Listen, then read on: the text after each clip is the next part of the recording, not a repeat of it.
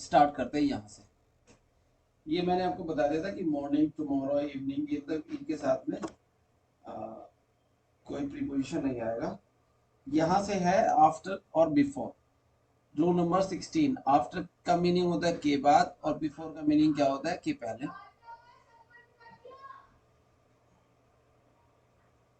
तो जैसे ही return India after a long time, I left America before Christmas. इसमें कोई डाउट तो नहीं किसी को?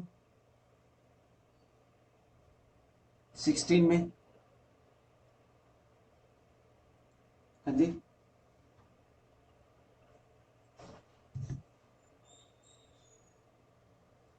रूल नंबर 16 में कोई प्रॉब्लम तो नहीं है? नहीं भैया। Okay.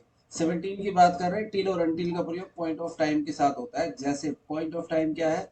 The government will not pass any bill till या अनटिल नेक्स्ट सेशन। तो देखिए इसमें पॉइंट ऑफ टाइम है नेक्स्ट सेशन, तो नेक्स्ट सेशन तक कोई भी बिल पास नहीं करेगी।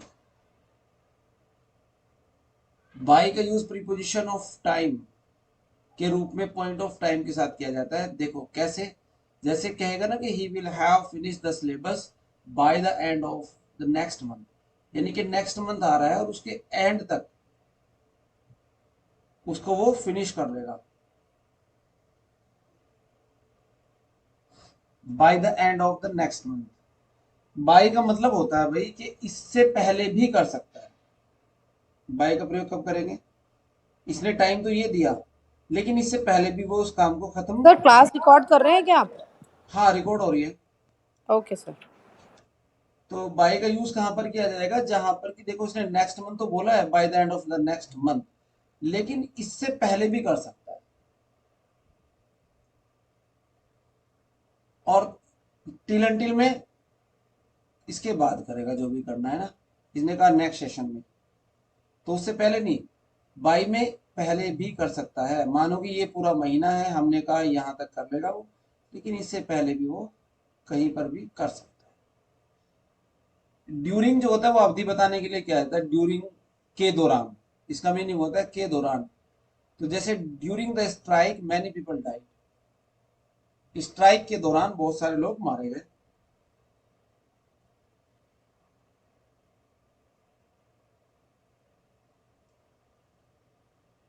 देखो, अप का मीनिंग होता है ऊपर, डाउन का मीनिंग नीचे। He climb up the tree, he ran down the stairs.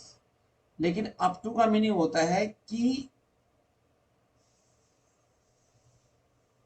Children can get free education up to the age of 14, मतलब 14 साल की एज तक। 14 साल की एज तक बच्चों को फ्री एजुकेशन दी जानी चाहिए। तो हम भी कहते हैं कई बार up to 7 o'clock, up to 8 o'clock, up to कोई भी हम टाइम दे देते हैं, up to the age of 18, 19, 20 जो भी है। तो इसका मीनिंग भी यहां पर आएगा तक, यानी कि 14 वर्ष की आयु तक हमें एजुकेशन फ्री देनी चाहिए। इनको ज्यादा समझ नहीं। टूवर्ड्स का मतलब की ओर होता है, पता है आपने। फोर का प्रयोग, he is living for America tonight, destination के लिए भी प्रयोग किया जाता है। लीव के बाद में तो फोर आता ही है। खैर, एलोंग, एलोंग जो होता है वो दो चीजें समानांतर चलती है। जब किसी एक को दूसरी वस्तु के समानांतर दर्शाना हो तब एलोंग का प्रयोग होता है। जैसे I walk along the railway line, एक रेलवे लाइन बनी हुई है और उसके साथ साथ कौन? मैं भी चल रहा हूं। तो वो ना एलोंग के साथ साथ, दोनों चीजें समानांतर चल रही है। He walk along the road, road के साथ साथ चल रहा है, न कि ऑन द रोड। तो रोड के साथ साथ चल रहा है, न कि रोड पर। जब दो साथ साथ समानांतर हो तब अलोंग विद का प्रयोग भी किया जा सकता है। जैसे कम अलोंग विद मी। तो अब देखो यहाँ पर दो व्यक्ति है, एक वो और एक वो, तो यहाँ पर अलोंग विद का भी प्रयोग कर सकते हैं कि मेरे साथ तुम आओ, समानांतर चलने के लिए। चलेंगे ऐसे ही जैसे रेल की पटरी के साथ साथ जा रहे हैं, जैसे रोड के साथ साथ जा रहे हैं, ऐसे ही ये दो लोग भी साथ साथ जा रहे हैं। तो अलोंग और अलोंग विद का प्रयोग किया जा रहा है।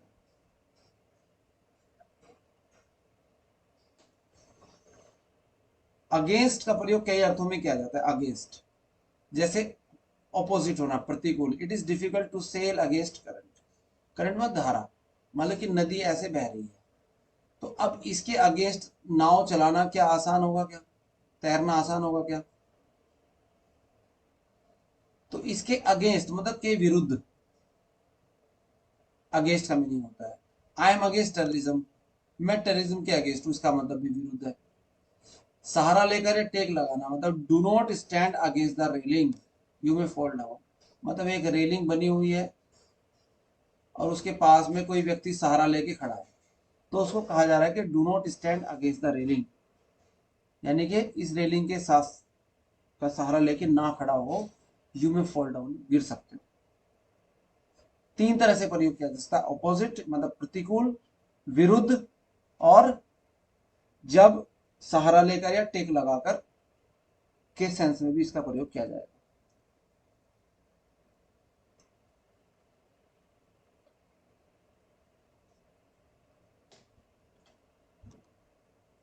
On to, he jumped on to his horse and rode away. देखो अब ये जो ऑन टू है, अपॉन भी तो हो सकता था कि नहीं, है जी, घोड़े पर बैठा, घोड़े पर कूदा, तो अपॉन हो सकता था, लेकिन दोनों में क्या फर्क है कि अपॉन पूरी तरह से ऊपर आता है और ऑन टू का मीनिंग क्या है, ऑन टू पूरी तरह से ऊपर नहीं है, जब वो घोड़े पर बैठेगा तो उसकी लेग्स दोनों अलग अलग हो जाएगी, मतलब कि वो उसके अंदर फंस जाएगा। तो जब कभी ऐसे कूदने वाली बात हो जिसमें पूरा ऊपर ना कूदा जाए, बल्कि कुछ पोर्शन नीचे रहे कुछ पोर्शन ऊपर रहे, तो तब क्या करेंगे हम, ऑन टू का प्रयोग करेंगे। कई बार मोटरसाइकिल पर बैठने के लिए भी ऐसे प्रयोग किया जाता है ऑन टू। विद का मीनिंग क्या होता है, कि साथ, मैंने बताया था हथियार, यू औजार हथियार यूज का जब हम प्रयोग करें तो विद का प्रयोग किया जाएगा। इसके अलावा विद का प्रयोग के साथ के रूप में भी किया जाता है। I am with you through all thick and thin, मतलब मैं तुम्हारे साथ हर परिस्थिति में हूँ। बियॉन्ड का मतलब के परे, बियॉन्ड द लिमिट, जिसे हम कहते हैं बियॉन्ड द लिमिट। तो इसका मीनिंग क्या है कि मेरी लिमिट से बाहर है, मेरी लिमिट से परे है। The case is beyond the jurisdiction of the court, कहते हैं ना कि पहले अगर जो केस होते हैं वो पहले सबसे पहले छोटी बैच में जाता है, फिर वो देखता है उसके हाथ में है कि नहीं है, अगर उसकी बियॉन्ड द लिमिट होता है नेक्स्ट, फिर नेक्स्ट, फिर नेक्स्ट। अबाउट का प्रयोग कई अर्थों में किया जाता है, जैसे के बारे में, I know about you him, तो अबाउट का मीनिंग हो गया लगभग, it is about 100 kilometres away from Delhi, तो अबाउट का मीनिंग लगभग के रूप में भी किया जाता है। हम्म। और अबाउट का प्रयोग किसी काम को शुरू करने के लिए भी किया जाता है, जैसे मतलब कहते हैं ना कि बस होने वाला था, वाला हूँ, वाली हूँ, जैसे कि इसने कहा I am about to start a new lesson, मैं एक नया लेसन स्टार्ट करने वाला हूँ, तो तब अबाउट टू का प्रयोग किया जाएगा। जैसे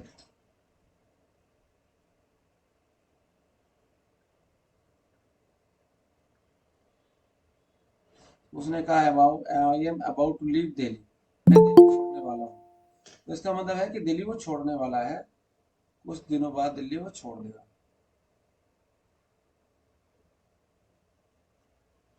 उसके लिए भी किया जाता है। अब देखो अबाउट टू के स्थान पर आप गोइंग टू का प्रयोग भी कर सकते हो, और टू बी प्लस टू का प्रयोग भी कर सकते हो, जैसे the minister is to deliver a speech, मतलब मिनिस्टर एक स्पीच डिलीवर करने वाला है, तो be to, going to, about to, तीनों का मीनिंग सेम है।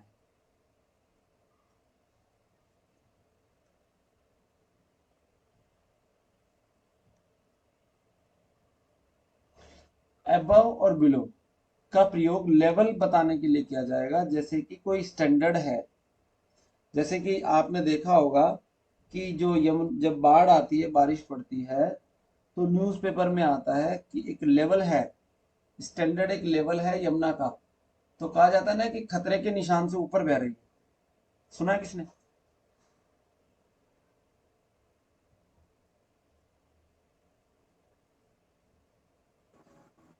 ये कहा जाता है कि यमुना अब जो है, यमुना नदी, गंगा नदी, कोसी नदी, कोई भी, वो खतरे के निशान से ऊपर बह रही है। ठीक है।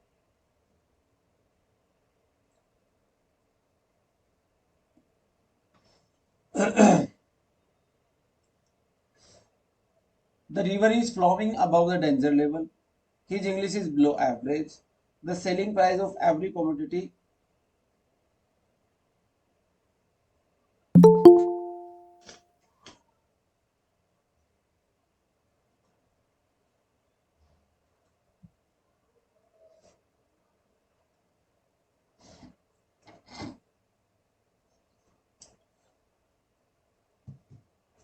हाँ जी, ये तो क्लियर है। अब देखिए, ऑफ का प्रयोग निर्जीव का अधिकार दिखाने के लिए किया जाता है। ये बताने की जरूरत नहीं थी। जैसे हम ये कहे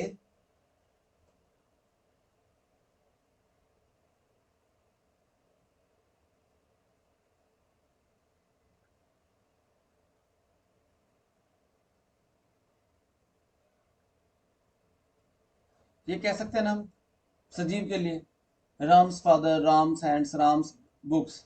लेकिन क्या हम ये भी कह सकते हैं कि टेबल्स बुक या टेबल्स लैग? क्या ये बोल सकते हैं हम? बोलो।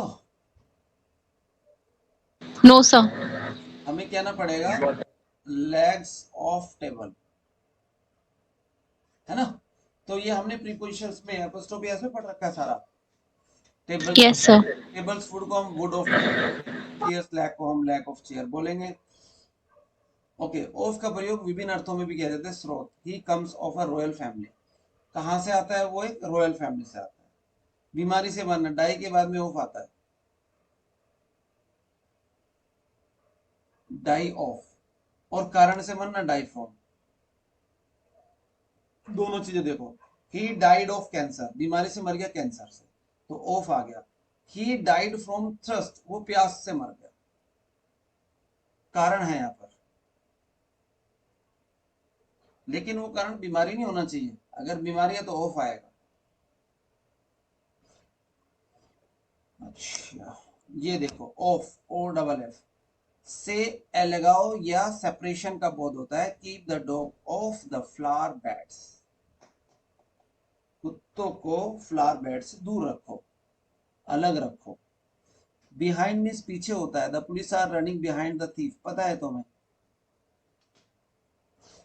नेक्स्ट बात, प्रीपोजिशन के बाद ऑब्जेक्टिव केस, ये तो पता है ना सबको। बोलो यस और नो। हाँ सर। ये जब मैंने आपको बताया होगा मी, यू, हिम, तभी मैंने नीचे लिखा होगा कि या तो ये वर्ब के बाद आएंगे या क्या बताया होगा, प्रीपोजिशन के बाद। तो ये इसने कहा है कि ऑब्जेक्टिव केस का प्रयोग जो है वो प्रीपोजिशन के बाद होता है। जैसे she relies on me, I don't depend on him, तो ये प्रीपोजिशन आ गया, इसके बाद में ऑब्जेक्टिव केस आता है। सिंपल है।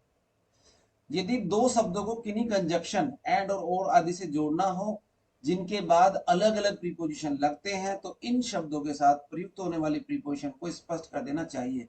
मीनिंग का इसका मतलब यह है कि यदि दो वर्ड, दो जो शब्द हैं, अगर वो दोनों एंड से जुड़े हैं या फिर वो दोनों और से जुड़े हैं और दोनों के साथ अलग अलग प्रीपोजिशन आता है, तो दोनों का यूज करना पड़ेगा। जैसे she is conscious of and engaged in her work, तो कॉन्शियस के बाद तो आता है ऑफ और एंगेज के बाद आता है इन, तो दोनों यूज कर रखे हैं। ही वाज सरप्राइज के बाद आता है एट, पढ़ रखा है, और प्लीज के बाद आता है विद, पढ़ रखा है। He is senior and older than I. अब मुझे बताओ, देखो ये है, सीनियर के बाद क्या आता है? टू। टू। तो यहाँ पे टू आना चाहिए, senior to and older than I, ये वाला ठीक है कि नहीं? तो हमें दोनों का प्रीपोजिशन यूज करना पड़ेगा, वो ये कहना चाह रहा है। His watch is different different के बाद आता है from and cheaper than mine. तो डिफरेंट के बाद में क्या आएगा? From. She is younger and taller than her brother. तो देखो यंगर के बाद भी देन आना चाहिए, टॉलर के बाद भी देन आना चाहिए, तो अब एक ही काफी है, देन। और अगर यहां पर यंगर की बजाय जूनियर होता तो क्या करते हम? टू लगाते सर। Junior to. जूनियर टू लगा देते। इस रूल में कोई दिक्कत अब तक? यही थोड़ा सा अलग है, हालांकि ये पहले बता रखा है। सर एक बार और बता दीजिए इसको। इसमें ये है कि यदि दो वर्ड एंड और से जुड़े हुए हैं, ये दोनों से, और वो दोनों के दोनों अपने अलग अलग प्रीपोजिशन लेते हैं, तो दोनों को अलग अलग प्रीपोजिशन देना पड़ेगा। अगर दोनों एक जैसे लेते हैं तो एक ही प्रीपोजिशन काफी है, लेकिन अगर दोनों अलग अलग लेते हैं तो दोनों का अलग अलग हमें देना पड़ेगा। जैसे सी इज कॉन्शियस, कॉन्शियस के बाद ऑफ आता है और एंगेज के बाद में इन आता है। सेकंड में सरप्राइज और प्लीज, तो सरप्राइज के साथ एट आता है और प्लीज के बाद विद आता है। लेकिन सेंटेंस नंबर 5 में क्या लिखा है? She is younger and taller than her brother. तो यंगर और टॉलर दोनों के देन लेंगे तो देन आ गया। सर सेकंड में तो एंड से थोड़ी नहीं है, एज वेल एज से जुड़े हुए हैं, इसमें एंड और की बात हुई है। हाँ बेटा, वो एंड वाले जो कंजक्शन है वो तो है ये, जी जी sir. And as well as, है ना? याद आ रहा है जी कुछ? जी। बोथ। हाँ जी हाँ जी हाँ जी। हाँ वही, ठीक है।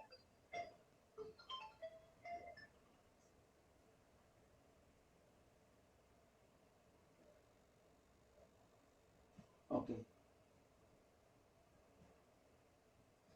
आगे चलते हैं। अगर प्रीपोजिशन के बाद वर्ब का प्रयोग होता है तो वर्ब के साथ आईएनजी फॉर्म में होना चाहिए। ये तो मैंने आपको बता ही रखा है साहब कितनी बार, कि यदि जैसे मान लिया फोर प्रीपोजिशन है तो इसके बाद वर्ब की कौन सी फॉर्म आएगी? आईएनजी आएगी कि नहीं? है जी। फ्रॉम, तो आईएनजी फॉर्म आएगी। अब ये लुक फॉरवर्ड टू है, ये हमने पढ़ रखा है कि भले इसमें टू आ रहा है लेकिन आईएनजी फॉर्म आएगी, याद करो अच्छे से, ये मैंने बता रखा है पहले से। Look forward to, owing to, उनमें से ये एक वर्ड है लुक फॉरवर्ड टू। इनके बाद इनमें टू होने के बावजूद भी आईएनजी फॉर्म का प्रयोग किया जाएगा। क्लियर है?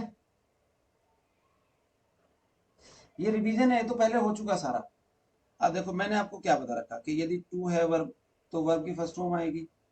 यदि इसके अलावा कोई प्रीपोजिशन है, कोई भी प्रीपोजिशन है, तो वर्ब की फर्स्ट फॉर्म में आईएनजी आएगी, ये बता रखा ना। लेकिन कुछ ऐसे वर्ड भी थे जिनमें टू होने के बावजूद भी आईएनजी फॉर्म लगती है, उनमें से लुक फॉरवर्ड टू एक है।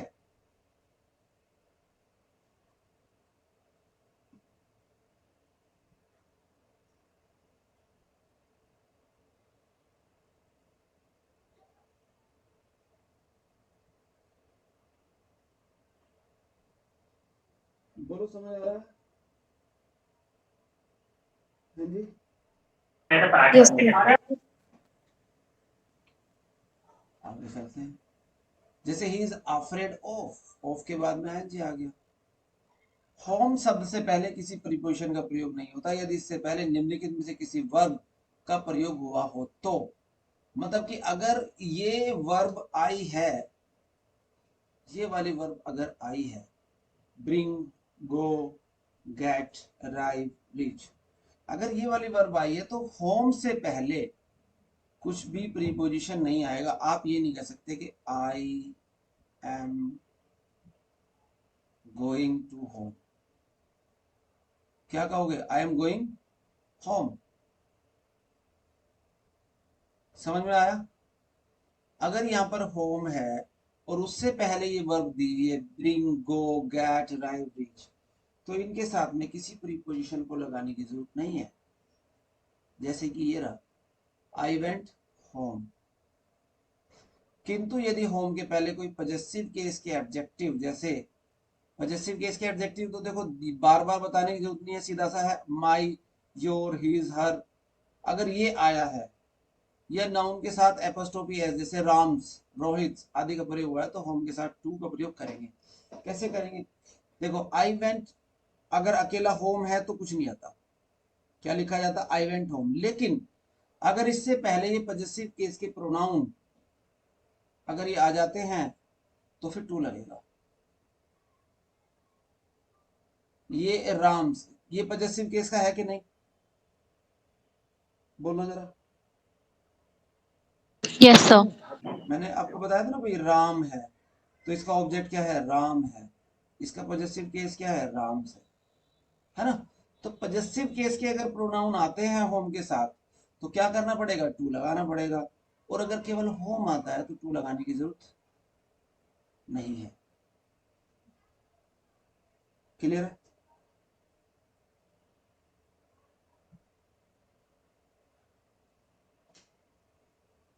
देखो अब ये सारी वर्ब आपको पढ़नी पड़ेगी। ये जितनी भी वर्ब है इनमें क्या है, जब ये वर्ब एक्टिव वॉइस में प्रयोग किए जा रहे हो तो इनके बाद किसी प्रीपोजिशन का प्रयोग नहीं होगा। एक्टिव वॉइस में,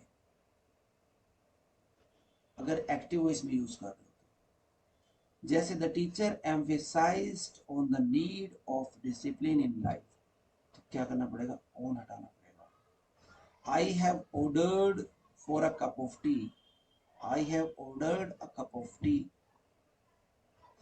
आई शैल डिस्कस द प्रॉब्लम, ना कि about the problem.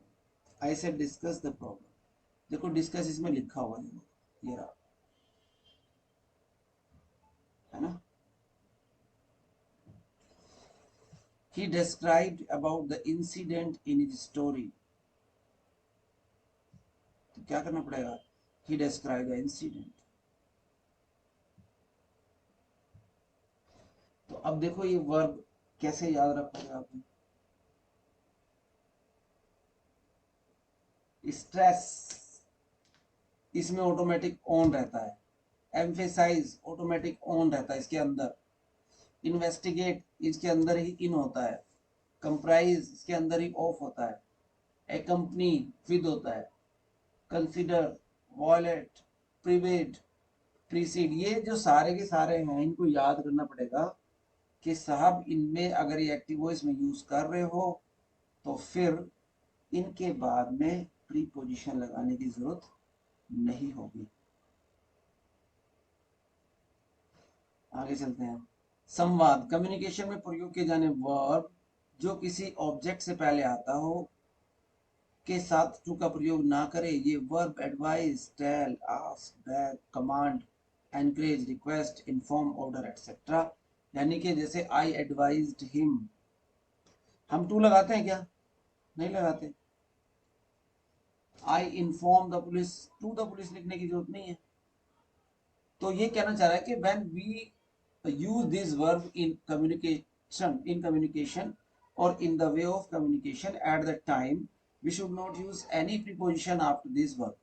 Advise, tell, ask, beg, command, encourage, request। ये आपको अच्छे से याद होगा कि जब मैंने आपको डायरेक्ट इनडायरेक्ट पढ़ाई थी तो उसमें ये वर्ब आई थी, ये आए थे, रिक्वेस्ट, ऑर्डर, है ना? लेकिन अगर सैड आया तो सैड के साथ टू लगेगा कि नहीं? बोलो। Yes sir. लगेगा, बाकी इनके साथ नहीं लगेगा।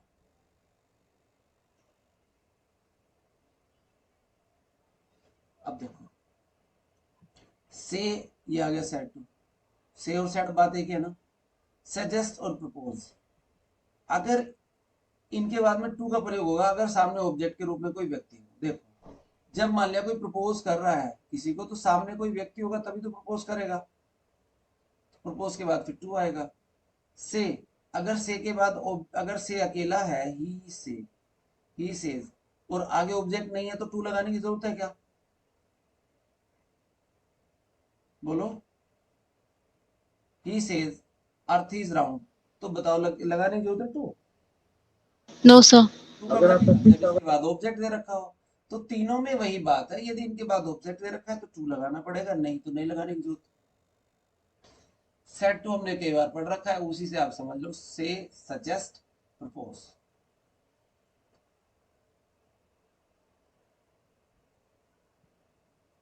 अब देखो ये याद करने वाली चीज है ज्यादातर।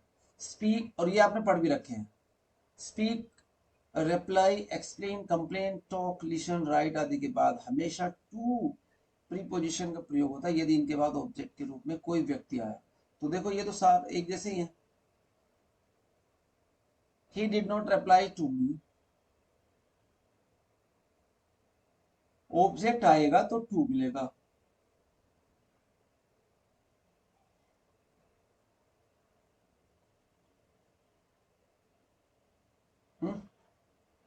नहीं मिलेगा तो नहीं।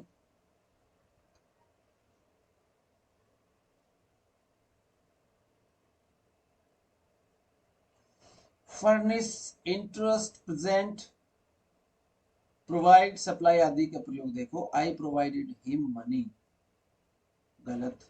आई प्रोवाइडेड हिम विद मनी, सही। आई प्रोवाइडेड मनी टू हिम। अच्छा मुझे इसमें बताओ, इसमें नया क्या है?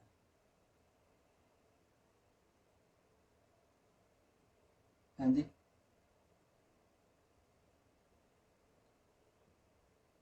ये वाला तो रूल आपने पढ़ ही रखा है, ये वाला कि अगर निगेटिव आप पहले निर्जीव लोगे तो बाद वाला सजीव से पहले टू लगाना पड़ता है। हाँ ये जरूर है कि यदि आप प्रोवाइडेड के बाद ऑब्जेक्ट लगाते हो सजीव और बाद में लिखते हो निर्जीव तो विद लगेगा। देखो सिंपल रूल क्या है कि अगर ये सब्जेक्ट है, सब्जेक्ट के बाद वर्ब आएगी तो फिर आएगा इनडायरेक्ट ऑब्जेक्ट, फिर आएगा डायरेक्ट ऑब्जेक्ट। डायरेक्ट मतलब निर्जीव। कोई कोई क्या करता है कि पहले सब्जेक्ट लिखेगा फिर वर्ब लिखेगा फिर लिखेगा डायरेक्ट ऑब्जेक्ट। तो मैंने आपको बताया था अगर कोई ऐसे करता है तो फिर इनडायरेक्ट ऑब्जेक्ट से पहले क्या लगाएंगे हम? टू लगा देंगे, ये वाला। ये तो बता रखा है ना? हाँ जी, किसी को डाउट को इसमें?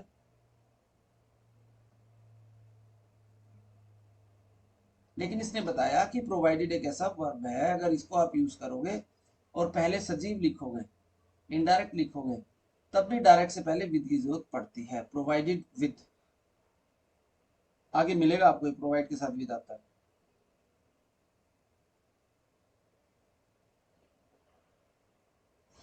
इनके बाद ऑफ आता है, कंपेंसेट, एक्सप्लेन, फाइन, प्रपोज। मतलब इनके बाद अलग तरह का जो भी आएगा ये क्या है, जैसे rob a person of something, we inform the police of an incident, I explain the matter to him. इनमें ना मतलब थोड़ा सा ये याद करने वाली चीजें हैं बस, थोड़ी सी। ये आगे सारी आएंगी, वो सारी मैं एक्सप्लेन करूंगा कैसे क्या करना है आपको। अब इनको देखो, जैसे ये तो आपने ये कि क्या करना है इनको अकॉर्डिंग टू याद करना है, इसका मतलब के अनुसार होता है। बाय डिंट ऑफ केबल पर, I pass the exam by dint of hard work, in case of अगर, in case of emergency call.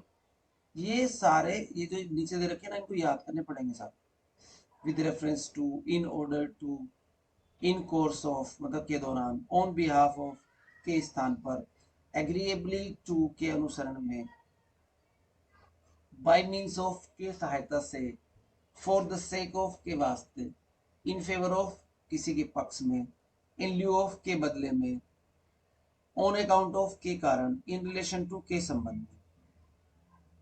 ये नीचे इनके भी दे रखे हैं एग्जांपल। अब ये देखो यहाँ पे आ जाता है।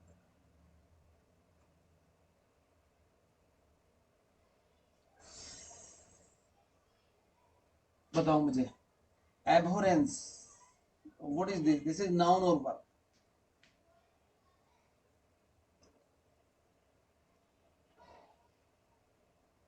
फिर जी अगर एबोरेंस ये नाउन है, ये है नाउन, तो इसके बाद ऑफ आता है। और एबोरेंट ये वर्ब है और वर्ब है तो इसके बाद टू आता है। एब्जॉर्ब्ड इन वर्ब है, व्यस्त होना। एब्सटेनियस इन परहेज करना, एब्सटियंस फ्रॉम से परहेज करना। तो देखो ये एडजेक्टिव है, ये नाउन है, एब्सटियंस फ्रॉम, और एब्सटेमिनस, एस्टेमियस ये क्या है, परहेज करना, एडजेक्टिव है। एक्सेप्टेबल टू को स्वीकार करना, एक्सेस टू तक पहुंच होना, एक्सेसिबल टू तक पहुंचना। तो देखो ये तो वर्ब है एक्सेस, और ये एडजेक्टिव है। एक्सेशन टू किसी पद तक पहुंचना, एक्म्प्लिश्ड इन में निपुण, एक्यूरेट इन सटीक। तो ये अब ये देख लो, इनको सारों को आपको करने पड़ेंगे याद। ये है fix preposition with fix word,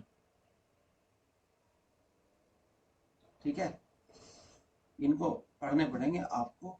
अगर किसी में कहीं कुछ प्रॉब्लम तुम्हें लगेगी तो उसको मैं समझाऊंगा।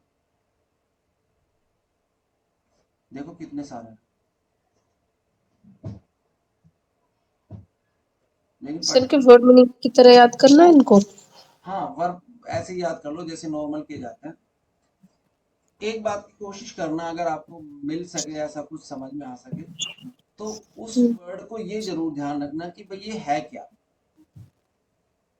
जैसे कि नाउन है, एडजेक्टिव है, एडवर्ब है, वर्ब है, क्या है?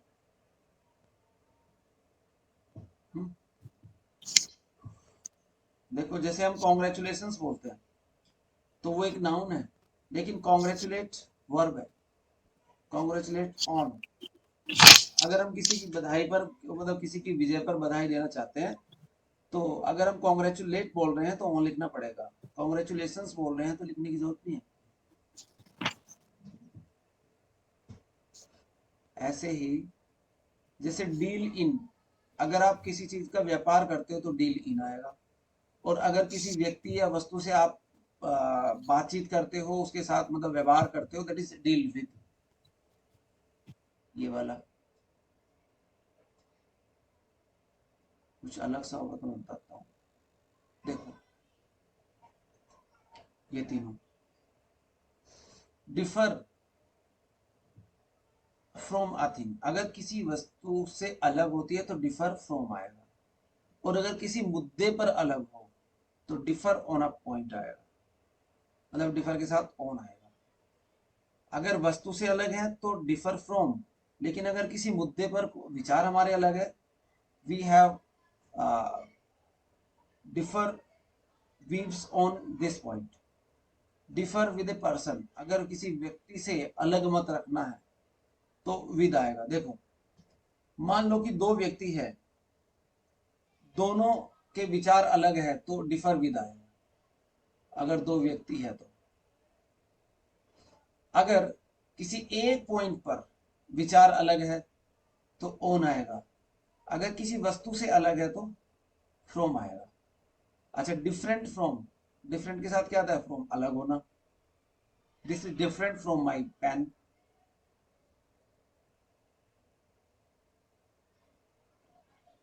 ठीक है। और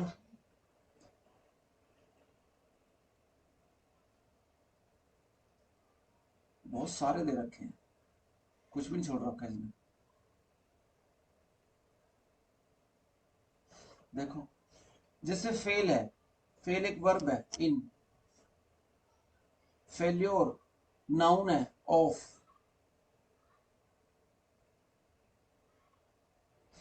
अगर फेल वर्ब है, वर्ब के रूप में यूज की गई है तो इन आएगा, लेकिन अगर फेल्योर यूज किया गया है तो फिर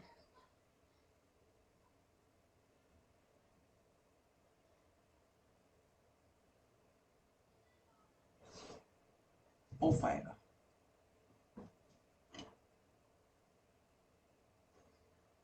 फ्री फ्रॉम, फ्री का मतलब अगर चिंता मुक्त है तो फ्रॉम आएगा। फ्री ऑफ कॉस्ट, तो अगर कीमत नहीं है किसी चीज की तो फिर फ्री ऑफ आएगा, फ्री ऑफ कॉस्ट। तो देखो दोनों फ्री है, अगर चिंता मुक्त है तो free from worries, free from tension, लेकिन अगर कीमत बिना किसी कीमत के है तो फ्री, फ्री ऑफ कॉस्ट।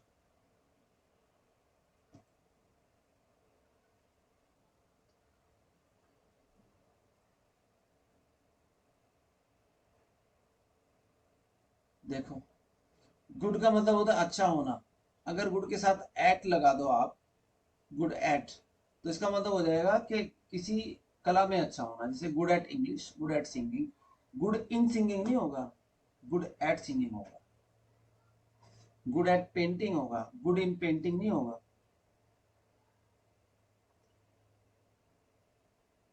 तो इनको ऐसे समझना है जैसे ये हेट्रेड है, हेट्रेड ऑफ या फॉर समथिंग, मतलब किसी वस्तु के प्रति नफरत होना।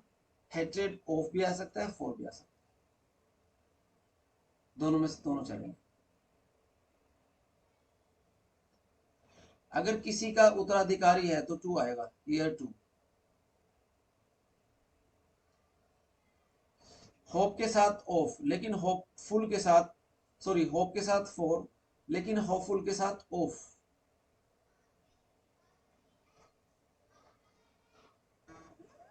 पूरे दे रखे साथ। नॉन, ये आपको याद है ना, पैसिव वॉइस में नॉन के साथ क्या आता है, टू। ये लिखा, पैसिव वॉइस में नॉन के साथ टू का प्रयोग करता है। की के साथ में टू का प्रयोग करता है। काइंड टू अ पर्सन, किसी व्यक्ति के प्रति दयालु होना, टू। नो के साथ at, knock at the door, मतलब door खटखटाना।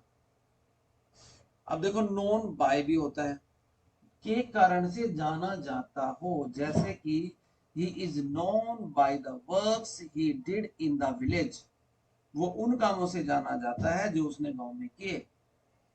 Known for a quality, he is known for his honesty, he is known for his honesty या काइंडनेस। किसी क्वालिटी के कारण जाना जाना, उसको हम नोन फॉर करेंगे। नोन के साथ टू लगाएंगे पैसिव वॉइस में, और अगर किसी कारण से जाना जाता है तो उसको बाय लगाएंगे। तो साहब आप इनको पूरे पढ़ लो जरा, पढ़ने पड़ेंगे सारे, इतने सारे वर्ड याद हो जाएंगे। अब देखो, जब नेता होते हैं तो वोट फॉर चिल्लाते हैं कि नहीं, है जी, चिल्लाते ना, vote for this one, vote for this one.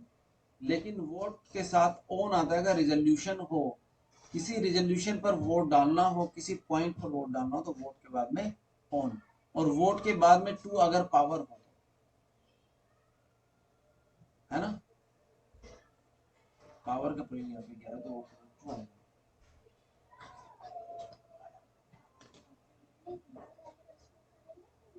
कहाँ के लिए, स्कूल के लिए, एसी वाले, मैं बात करूँगा। चलो, ये सब करने के बाद में फिर आएंगे इस पर। पहला sentence, he took leave of 4 days, क्या आना चाहिए, है जी, बोलो जरा।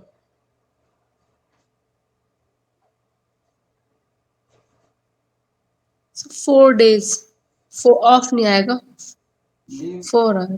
4 आएगा, जब हम छुट्टी लेते हैं तो 4 आएगा। और next, children should always listen the advice to their elders and well wishers। बताओ,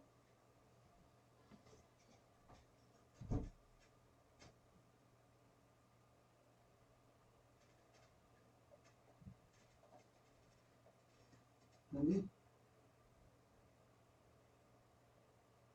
लिसन के साथ टू का यूज होता है सर। लिसन के साथ टू का प्रयोग होता है। तीसरा भी सेम है,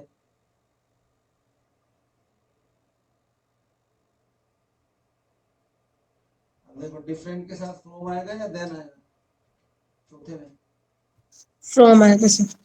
different from. It was I who was responsible, responsible के बाद क्या आता है,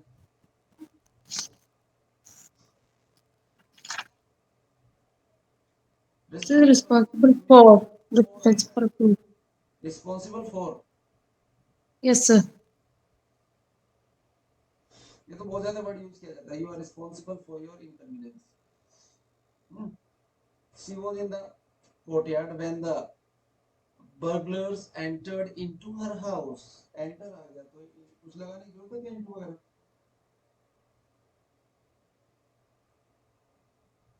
एंटर के साथ में कोई प्रीपोजिशन लगता ही नहीं है। सर इनटू हट जाएगा इसमें। Next, our teacher emphasised on the use of correct grammar. बताओ,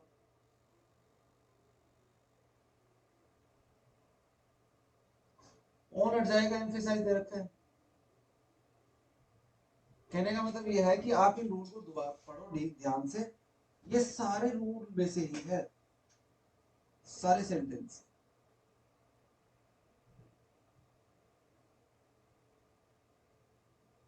अटैक ऑन की जरूरत ही नहीं है। लो, तो पहले एक बार इनको पढ़ लो और उसके बाद इनको करना, ठीक है। प्रीपोजिशन बहुत इंपॉर्टेंट है। जो आपको समझ में नहीं आएगा वो मुझसे पूछना, मैं बताऊंगा। जिसमें समझ में नहीं आए, कोई दिक्कत लगे, मुझसे पूछना। क्लियर है? जी सर। अभी देख लो, अगर किसी में लग रहा हो तो भी बता दूंगा। सर ये तो पढ़ने पड़ेंगे उसके बाद। हाँ, एक बार पढ़ लो, उसके बाद देखेंगे। और हो सकता है कि कल क्लास में, सर जो मेरे पास बुक थी मैं उसको पढ़ रही थी, तो जिसमें प्रीपोजिशन ऑफ उसके साथ सेंटेंस भी दिए हुए हैं। हाँ हाँ, उसके साथ तो सेंटेंस भी दिया हुआ, यूज कर, ऐसे भी यूज कर सकते हो आप, है ना। जी सर। हाँ, तो आप उससे उसमें देख सकते हो, वो भी अच्छी है। और इस अपने आप से भी बना सकते हो एक दो सेंटेंस। जी सर। देखो, practice makes a man perfect. जितना ज्यादा प्रैक्टिस करोगे उतना अच्छा होगा। एक बार, दो बार, तीन बार करके देखोगे तो अच्छा रहेगा,